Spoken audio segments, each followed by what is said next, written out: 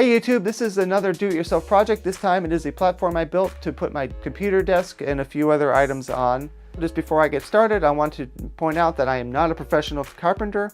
I don't do math very well and I make a lot of mistakes, which are hopefully not going to show up in this video. So if you are very good with carpentry, please leave a constructive comment below if it could be helpful to those who are trying to follow along. I saw a product from a YouTube channel called GI Gadgets, which is a weird name, and I thought that's pretty cool. I could probably use something like that, but I don't even have enough space to do that. I don't know if the product exists, and it also looks expensive. All of the products that I used to build this that were helpful, I'm going to link in the description below in case you are interested and didn't own them already. Now you notice that the supports all have an extra 2x4 on it. There are multiple reasons for this. One is when I first built this, it was too low to the ground, so it made it very difficult to crawl in and out to store and retrieve items. So instead of buying all new 2x4s, I just used some scrap wood to raise it up. Now, they were supposed to all be the same length. I went to the Home Depot and had them cut there, but for whatever reason, the platform was not level the first time. So adding these extra 2x4s had an extra advantage, which is putting one screw in here, one screw in the other side. Using this level, I can make sure that the 2x4 is level despite the fact that they should be.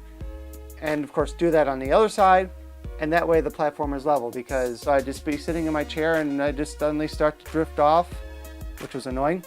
Then I moved to a 2-bedroom apartment, which I share, so that actually means I have less space.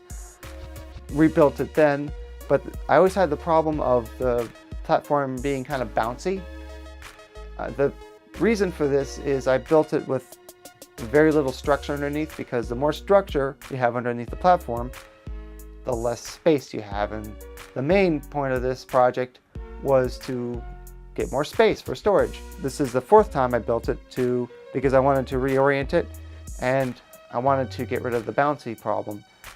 So it's up to you if you want the most storage underneath as possible, or if you want it to be really sturdy. Obviously, it took me the 4th build to decide I'm tired of it being bouncy, so I'm going to show you how I made it this 4th time. I started with the same base that I used for the very first one. You can see the 2x4. You can see the 2x4s. I used the scrap pieces to raise it up. You might want to use a single piece of lumber if aesthetics are more important to you. But this is how I made it, and it's been working fine for me. Using these right angle clamps, which are awesome. If you don't have them, you should definitely get some.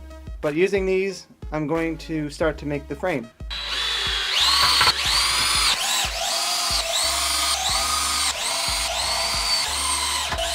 So once again, I made sure it was level. This time I put the 2x4s vertical, and I put a lot more across than I did previously. I tried to go for the every 16 inches, which is pretty standard for decks, but I also wanted to have the whole thing equally spaced out.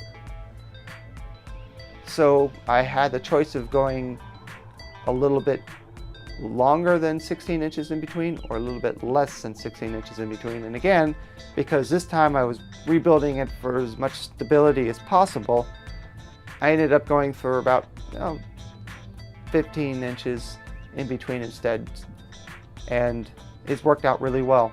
I tried lifting it up now to attach it to the other side and finishing it and then lifting the other side. Don't do that, it doesn't work. Once again, because my space is limited, it makes it hard to build this. So I built the rest of it on the floor and had a friend help me raise it up into place. And from there, I just made sure the other side was level. So I covered the whole thing in the Traffic Master 12x12 inch vinyl tile flooring, which is a video that is going to be coming soon, a review video of that. It looks really nice, it's very inexpensive, and it looks a lot better than just the plywood, which I used. Actually used a different type of board here, which I can't remember the name of it right now, so I'll put it on the screen. It's a little more expensive than plywood, but it doesn't flex as much. And again, that was important because it was too flexy the first time. Forgot to mention that. I did use plywood the first time. Don't recommend at least the thickness I used. So, stuck this flooring on, put the carpet, and it's working out really well. And hopefully this project helped you out. Again, if you know carpentry better than I do and have a constructive comment, please leave it in the comment section below.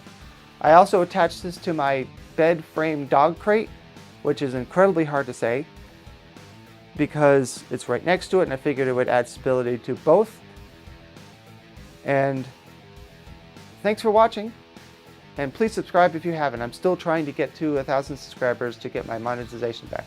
Bonus tip, if you know of a better way, leave a comment below. If you are going to a place like the Home Depot for wood, and you want to know, is this wood warped? What I like to do, I'm hoping that the floor at the Home Depot is flat. Stand on one side and see if it sticks up. Right now, I'm standing on the edge here. See how it's rolling? It's warped.